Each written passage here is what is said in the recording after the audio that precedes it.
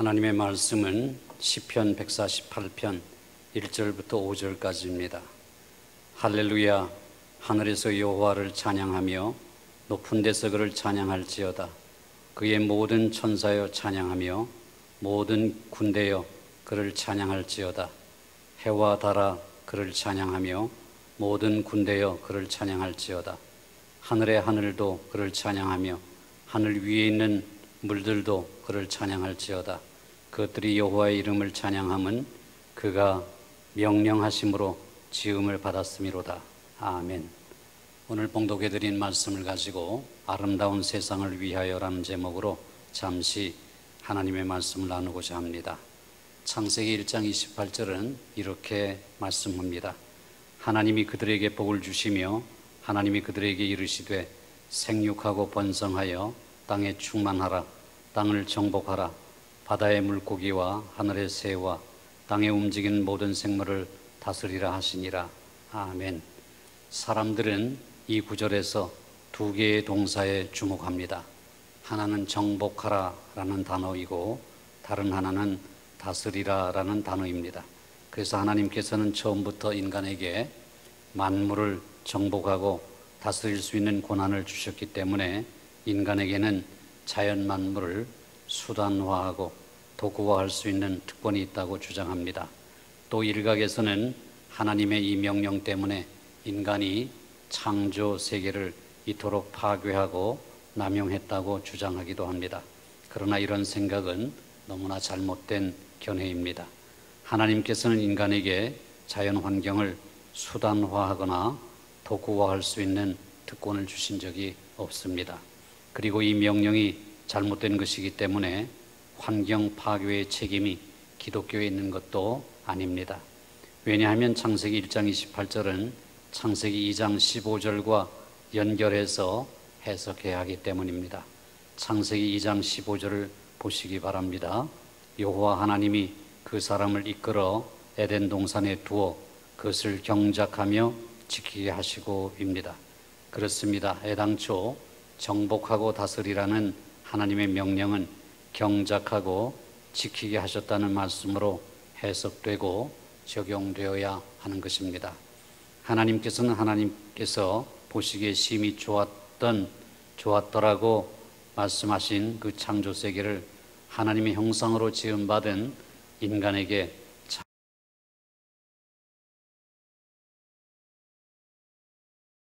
것입니다.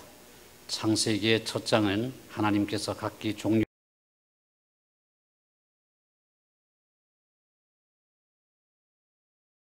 피조물을 보시고 참 좋았다 이렇게 선언하셨습니다. 하나님의 지혜롭고 질서정연한 창조 행위로 인해 다양한 피조물은 하나로 어울려 조화로운 전체를 이루게 된 것입니다. 오늘 본문인 시편 148편은 모든 피조물들에게 그들을 지으신 하나님을 찬양하라고 요청합니다. 천사와 하늘의 군대와 해와 달과 별들과 불과 우박, 눈과 서리, 물과 바람, 산과 언덕, 과실수와 들짐승, 왕과 고관, 남녀노소 모두 예외일 수 없다는 것입니다.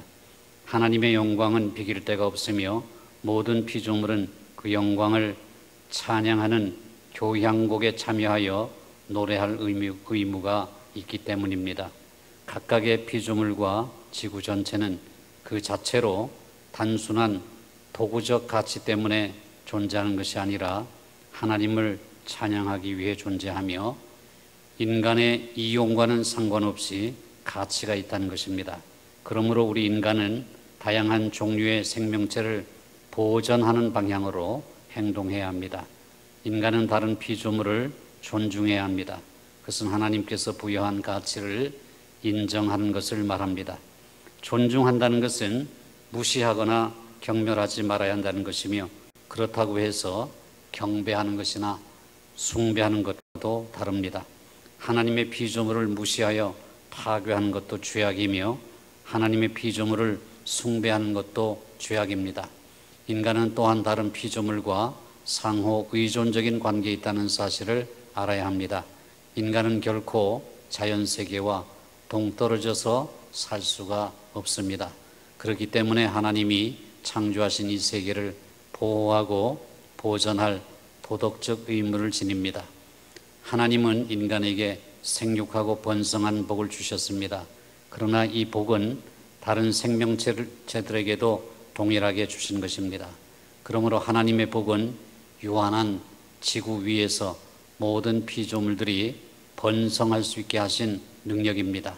그러므로 인간은 다른 피조물과 상관없이 생육하고 번성하는 것이 아니라 다른 피조물과 함께 생육하고 번성해야 하는 것입니다. 출애굽 사건에서 우리는 하나님께서 이스라엘 백성에게 만나와 메추라기를 식량으로 주실 때 한 번에 하루치의 양만 주신 것을 기억합니다. 많이 거둔 자도 결코 남는 법이 없었습니다. 예수님께서 제자들에게 기도를 가르치실 때에 오늘 우리에게 일용할 양식을 주옵시고 라고 가르치셨습니다. 이 말씀들은 우리에게 유한성과 만족이라는 주제를 가르쳐 줍니다. 우리는 그날의 족한 양식을 구하고 또 그것을 감사함으로 받아야 합니다. 지구가 유한하다는 사실을 인정하고 그것을 만족이라는 윤리적 원리로 구체화할 때 우리는 소유한 수단 내에서 만족하며 살아야 한다는 원리를 발견할 수 있습니다. 우리는 자원을 낭비하지 말아야 합니다. 화석 연료의 사용을 절제해야 합니다. 생물의 종들도 잘 보존해야 합니다. 이 일에 필요한 것이 바로 절제와 검약이라는 덕목입니다. 절제는 내게 있는 것으로 만족하는 태도로 자신의 욕망을 제어하는 태도가 몸에 밴 것을 말합니다. 이것은 금욕과는 다릅니다. 절제는 선한 창조 세계에 깃들어 있는 모든 즐거움을 삶에서 완전히 몰아내거나 또한 하나님의 좋은 선물들을 알맞게 사용하는 기쁨과 담을 쌓고 살아가는 금욕과는 다른 것입니다. 검약은 아주 인색하게 아끼거나 구두쇠 노릇을 하는 것이 아니라 다른 이들을 살리고 번성하게 하라고 하나님께서 주신 것을 아껴서 사용하려는 열망입니다. 검약은 자기가 필요한 것 이상을 과도하게 움켜쥐려는 성향인 탐욕과는 다릅니다. 또 지나칠 정도로 아끼는 인색함과도 다릅니다. 절약을 위한 절약은 인색함의 특징입니다. 인색한 사람들은 넘치도록 채우는 일만 관심을 갖고 하나님께서 주신 것을 누리거나 나누는 일에 관심이 없습니다. 그러나 절제와 검약은 바로 이웃과 함께 나눔을 위한 것입니다. 우리 인간은 유한한 존재입니다. 피조물인 인간은 흙을 재료로 해서 만들어졌고 생명을 부어주시는 하나님의 호흡에 의해 살아 움직이게 되었습니다. 우리는 아담아, 즉 흙덩이에 불과합니다.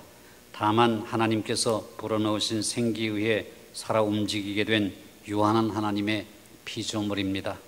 욥은 이 인간의 유한함을 누구보다도 더 절실히 깨달았던 사람입니다. 하나님께서 폭풍 가운데서 퍼붓는 질문들 앞에서 욥은 무엇보다도 자신의 유한성을 분명하게 깨달았습니다. 욥은 눈이 쌓여있는 곳에 들어가 보지 못했으며 까마귀를 먹이지도 못합니다. 그는 산에 사는 염소가 언제 새끼를 낳는지 또 누가 들나귀를 자유롭게 해주는지도 알지 못합니다. 매가 하늘을 날고 독수리가 높이 치솟는 것도 욥이 하는 일이 아닙니다. 욥의 힘과 지식에는 한계가 있습니다. 그는 유한한 피조물이기 때문입니다. 인간이 하나님보다 조금 못하게 지어지고 영광과 존귀로 관을 썼다고 하는 시편 8편조차도 우리가 피조물이며 따라서 유한하다는 사실을 지적합니다. 우리는 하나님께서 주신 존엄성과 소명이 있음에도 불구하고 한계가 있습니다. 오직 하나님만이 찬양받으시기에 합당하며 온 땅 위에 그 이름이 지극히 높으신 분이십니다. 그러나 우리의 문제는 유한성에서 끝나지 않습니다. 인간에게는 죄라는 흠결이 있다는 사실입니다. 이것은 하나님께서 원하신 것이 아닙니다. 창세기 3장에서 우리는 아담과 하와가 피조물인 자신들의 유한성을 초월하여 하나님처럼 모든 것을 알게 되기를 바라는 것을 봅니다. 그러나 그 일을 통해서 그들은 하나님께 대한 믿음을 저버리고 그 결과 하나님에게서 멀어졌습니다. 하나님과 그들 사이의 관계가 깨어진 것입니다. 그리고 아담과 하와 사이도 서로에게 책임을 전가하고 그 관계가 깨어지고 맙니다. 그리고 숨어서 자신들의 행위를 감추려고 합니다. 그들은 땅과 어울렸던 관계도 깨어져서 땅을 경작하는 일이 무거운 짐이 되어버렸습니다. 우리의 삶은 죄라는 이름의 전염병에 걸려 알게 모르게 거기에 얽매여 살아갑니다. 그로 인해 하나님으로부터, 인간 상호간으로부터, 우리 자신으로부터, 그리고 땅으로부터 소외되고 말았습니다. 이것이 우리의 현 상태입니다. 그러므로 우리에게는 책임을 지고 신중하게 행동해야 할 도덕적인 의무가 있습니다. 겸손하게 우리가 땅에 속한 피조물이라는 사실을 인정하고 정직하게 인간의 유한성과 죄성을 인정해야 하는 것입니다. 하나님의 창조 세계와 관련하여 우리는 어떤 사람이 되어야 합니까? 오늘날 참된 영성은 영혼의 구원만 외치는 것이라고 볼 수는 없습니다. 기독교의 진리는 영혼 구원에만 머무는 것이 아니기 때문입니다. 기독교의 진리는 전인적인 구원과 관련이 있습니다. 물론 죽어가는 영혼을 살리는 것도 중요합니다. 그러나 그렇다고 해서 기독교의 진리가 거기에 머물러서는 안 됩니다. 기독교의 진리는 총체적인 진리가 되어야 합니다. 그래서 히브리인들은 이사야 11장에 나오는 말씀을 근거로 평소에 이런 노래를 즐겨 불렀습니다. 사막에 샘이 넘쳐 흐르리라. 사막에 꽃이 피어 향내 내리라. 주님이 다스리는 그 나라가 되면은 사막이 꽃동산 되리. 사자들이 어린 양과 뛰놀고 어린이도 함께 뒹구는 참사랑과 기쁨의 그 나라가 이제 속히 오리라. 사막에 숲이 우거지리라. 사막에 예쁜 새들 노래하리라. 주님이 다스리는 그 나라가 되면은 사막이 낙원되리라. 독사굴에 어린이가 손 넣고 장난쳐도 물지 않는 참사랑과 기쁨의 그 나라가 이제 속히 오리라 그랬습니다. 우리나라에 버리는 음식 쓰레기를 돈으로 환산하면 연간 15조 원이라는 통계가 있습니다. 이것은 같은 시점에 북한의 주식이 13조 원이라고 하니 얼마나 아까운 것인지 자명한 것입니다. 창조 세계의 돌봄과 지킴, 이것은 우리의 작은 실천에서 시작됩니다. 그러면 하나님께서 이루어 주실 것입니다. 하나님의 사람들은 하나님 나라의 시민들입니다. 하나님 나라는 만물의 회복을 말하는 것입니다. 나라에는 사람들만 사는 것이 아니기 때문입니다. 총체적인 회복, 하나님 나라의 완성, 그것은 구원의 진정한 의미이며 이 땅의 교회의 사명인 것입니다.